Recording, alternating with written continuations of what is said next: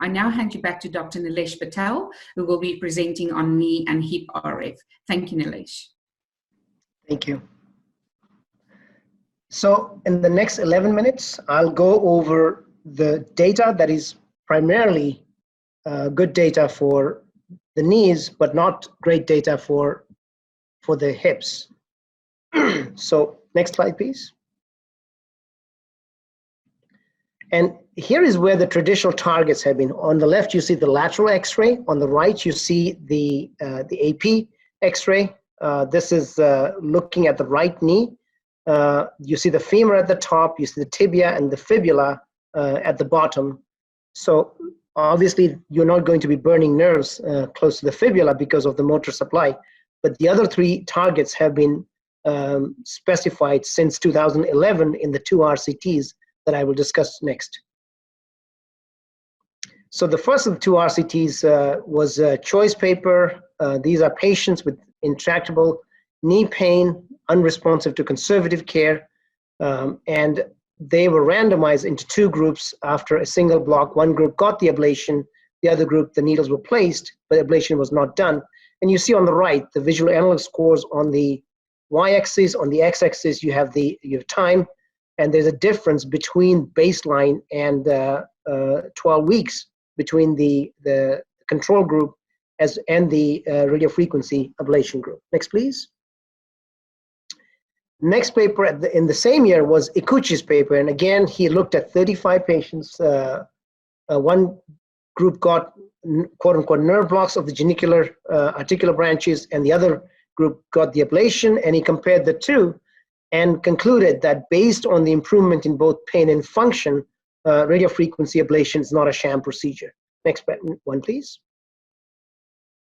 Subsequently, there have been multiple different RCTs comparing either sham procedures or conventional medication management or oral analgesics with ablation.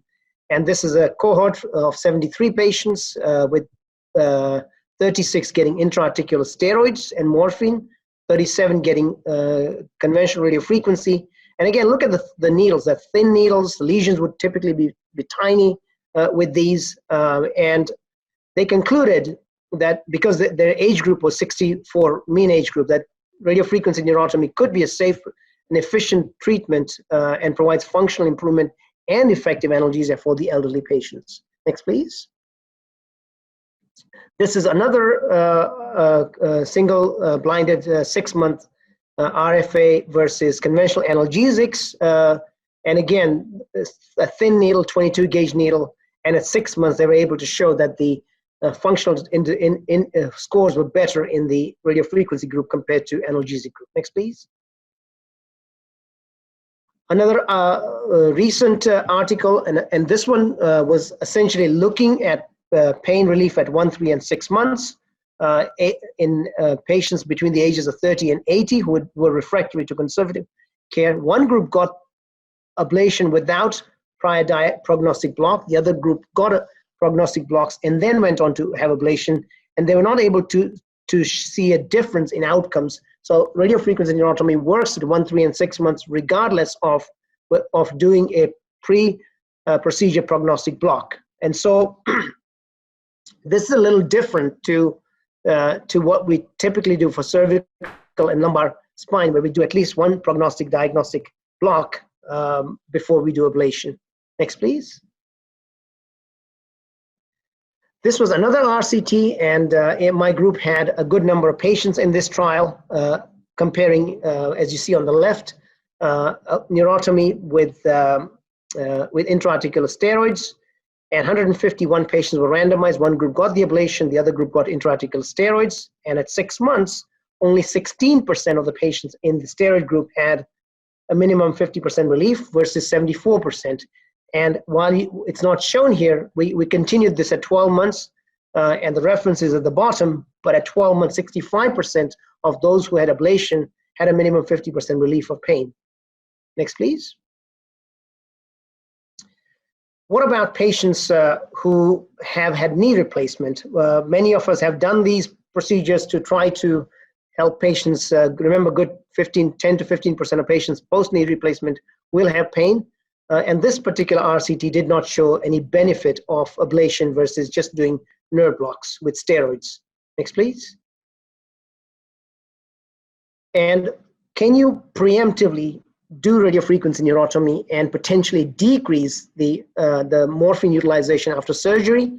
This is another trial, again from University of Utah, showed no benefit.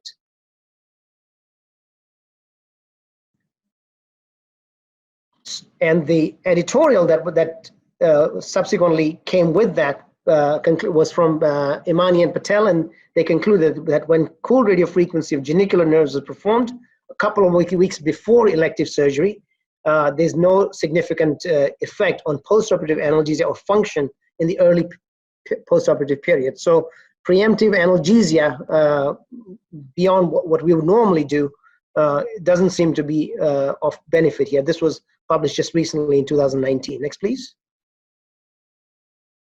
So all the RCTs, what is the conclusion? As long as you do prognostic block, it appears that in patients with knee osteoarthritis, and particularly in patients who, when you compare to conventional therapies, including medications, intra-articular injections, Synvisc, etc., if those patients have relief, I would consider doing this. I'm saying if those patients continue to have pain despite those conservative options, I would consider doing this, especially in younger patients where surgery may not be option, replacement of knee may not be an option. Next, please. What about real-world data? Next, please. Couple of quick studies here. This is a retrospective review of 31 patients. Preoperatively, the patients had prognostic blocks, and if they had good relief, they went ahead and did the ablation. And something like 2/3 of the patients had a minimum 50% relief, pain relief of 50%, and this endured at 6 months in this cohort. Next, please. Another real-world data, this time looking at patients with knee osteoarthritis. If the patient had prognostic block, which gave them at least a 50% relief, they underwent conventional radiofrequency, again with a thin needle, and they were able to show that at least half the patients were able to discontinue the use of the usual medications, be it steroids or opioids, without any significant complications. Next, please. Now, can we do better? Are these the best targets? And it turns out that in the last 2 years, we've learned so much that I think we can do much better, and I'll share some of the new data with you. Next, please. Here is a nice paper with 21 cadaveric knees dissected out. The nerves were dissected, and methylene blue was injected to ensure that the nerve that you're targeting actually is based in the local anesthetic. And they showed that the targets that we've used historically in all the studies that I've shown you so far are probably a little bit off. At the top, you see on the left-hand side, the nerve is a little lateral and inferior, close to tubercle. On the orange nerve, the target seems to be reasonably okay. And at the bottom, the target should be a little bit lower compared to where we've gone historically. So you see the 3 needles placed on the left in where it says A, and the 3 white dots are probably where you should be targeting in the AP view. In the lateral view, you see the needles there, and where you see the actual new targets that we should be targeting in order to get good relief. Next, please. So what I've done is basically added the two to show you that we should probably at least include these targets based on both the literature and our new understanding of the anatomy. And again, this is only, next slide, please. Next slide. This is only going to cover 3 out of the 13 nerves that we are targeting, but at least we will be targeting those nerves much more precisely. This is a nice paper by Tran showing you nerves in each of the 4 quadrants, and they're listed there on the right. Next, please. There are 2 things I want you to take away from this particular paper. On the left-hand side, you see 0.5 ml contrast and 1 ml contrast. You see the spread is so large. So if you do a diagnostic/prognostic block, your ablation should match all of that area that's covered. And this is a nice paper by Conger's group, as well as another one from Cushman, and Paul Dreyfus was involved in one of these papers that basically shows that the targets are ideally located differently in a different place compared to where we historically thought about. Number one. Number two, you should be using small volumes.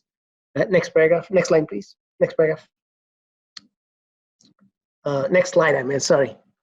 So what have we learned so far? So there is good evidence for conventional knee denervation, both RCT and real-world data. The procedure also appears to be safe. That much we can conclude.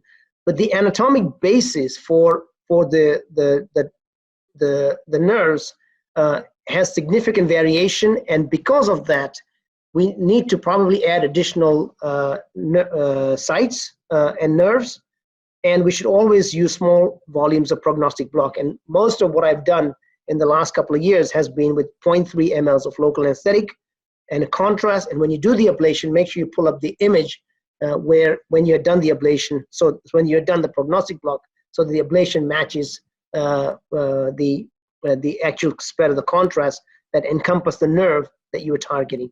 The second takeaway, the third takeaway here is that post-knee replacement radiofrequency denervation data is not concrete at this point.